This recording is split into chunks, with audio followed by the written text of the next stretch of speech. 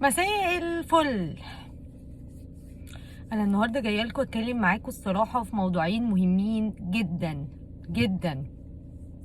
اول موضوع نادي الزمالك. نادي الزمالك اللي امبارح تعادل مع الاتحاد السكندري 0-0 في اداء باهت جدا. وهنا عندنا سؤال مهم جدا، هل المشكله كانت في الحشيش اللي رئيس نادي الزمالك اتكلم عليه، ولا هل فريرة ما بقاش شغال، ولا هل اللعيبة ما بقتش طايقة نفسها؟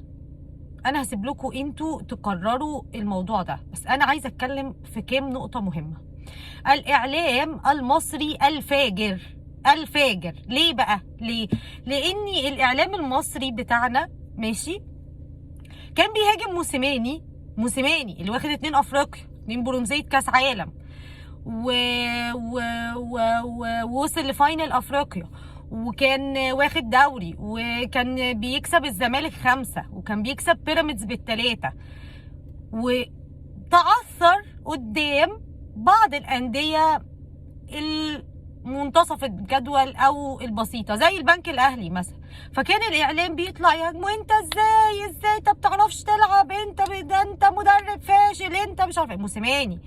موسيماني طب، وقعد يمجد في السنه اللي فاتت في مستر فيريرا البروف مش عارفه بروف في ايه الصراحه. قعد يمجد فيه وقعد يقول ده البروف، ده جده في ايه يا جده انا؟ ايه يا جده انا بجد؟ فين البروف ما بقاش شغال ولا ايه؟ مش فاهمه انا. طيب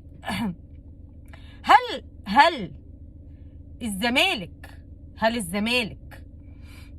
السنه دي بمستواه اللي ابتدى عليه من بدايه الموسم لحد دلوقتي، وانه بيكسب في ماتشات بالعافيه، زي ماتش مثلا يتعادل مع الداخليه بالعافيه، مع المقاولين كان يستحق الهزيمه، قدام الاتحاد يستحق الهزيمه والله. يعني 0-0 دي نعمه من عند ربنا، المفروض يشكروا عليها. يخسر من اسوان، البروف راح فين؟ ما تفهمش. طيب فين الاعلام؟ ما بيتكلمش ولا بيجيب سيرته في اي حاجه. طب يا جماعه ماشي اوكي تمام، يخسر قدام الاهلي في السوبر ما حدش بيقول حاجه، طب ماشي برضو مش مشكله، كل الكلام ده تمام.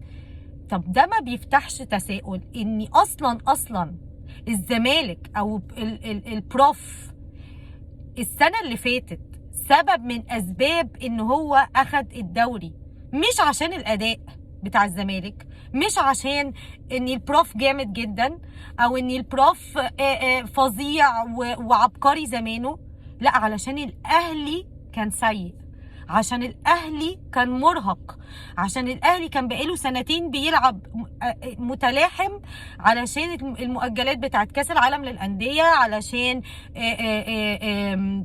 ماتشاته المؤجله، عشان افريقيا، عشان السفر. موسيماني اللي نايم افريقيا كلها من المغرب، ترجي ووداد ووفاق سطيف وده سان داونز، كله كان بيلعب وبيحط عليه. ده الترجي هنا وهناك، وفاق سطيف هنا وهناك. ايه بالظبط؟ الرجاء ايه بقى؟ فرسالة الى البروف، انت كسبت الدوري السنة اللي فاتت مش عشان انت جامد، انت كسبت الدوري السنة اللي فاتت عشان الاهلي هو اللي كان مستواه متراجع، علشان المؤجلات، علشان الارهاق، علشان اللعيبة كان ما عندهاش نفس وروح تقدر تكمل بقية الموسم. فده رسالة للبروف.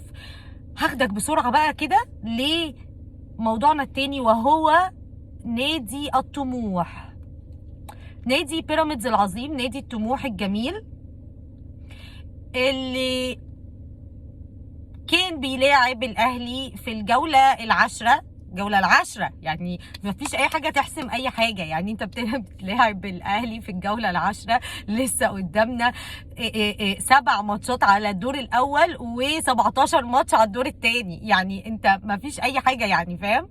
بتروح تطلب ماتش، هو ماتش الاهلي، وانت بتروح تطلب حكام اجانب علشان يجوا يحكموا، علشان انت خايف من ان التحكيم المصري يقف في صف الاهلي والكلام ده كله. وحقك والحمد لله يا عم ان انت جبت اصلا حكام اجانب، ورحت دفعت فلوس قد كده، ورحت جبت حكم اللي حكم نهائي كاس العالم ومش عارفه ايه ولا وطبعا اتحاد الكره الفاسد ساعدك ومفيش اي مشكله، بالعكس ده احنا بنشكرك انك عملت كده، يا ريت على طول تعمل كده. الماتش اللي جاي لبيراميدز اللي اتعادل برضه امبارح مع فيوتشر 1-1 ماشي. الماتش اللي جاي مع لبيراميدز مع الزمالك في نصف نهائي كاس مصر، نصف نهائي. يعني انت لو كسبت تبقى في النهائي وتستنى بقى الاهلي او سموحه. يعني انت نادي بيراميدز مستوعب، اللي بيديروا نادي بيراميدز دولت مستوعبين انه نصف نهائي. يعني انت بينك وبين انك تحقق اول لقب واول بطولة ليك خطوتين، منهم انك تعدي بالزمالك. طب انت بذمتك يعني راجع نفسك كده، هتقدر تجيب حكام اجانب وانت بتلعب الزمالك؟ ده الاولى انك تجيب حكام اجانب وانت بتلعب الزمالك. برضو نادي بيراميدز، نادي الطموح ده عليه كويستشن ماركس كتير قوي. انا بجد يا جماعه والله العظيم مش فاهمه يعني هو النادي ده تفكيره ازاي. الناس اللي ماشيه النادي ومشغلاه ده، الناس دي بتفكر ازاي؟ انت رايح تجيب يا ابني حكام اجانب في الجوله العاشره وجاي تتكلم على في نصف نهائي عادي اصلا قدام الزمالك. طبعا عارف لو كنت هتقابل الاهلي كانت هتبقى فيه مشكله. على العموم يعني ما عنديش كلام تاني اقوله الصراحه. اشوفكم في حلقه جديده من تحليل على الماشي.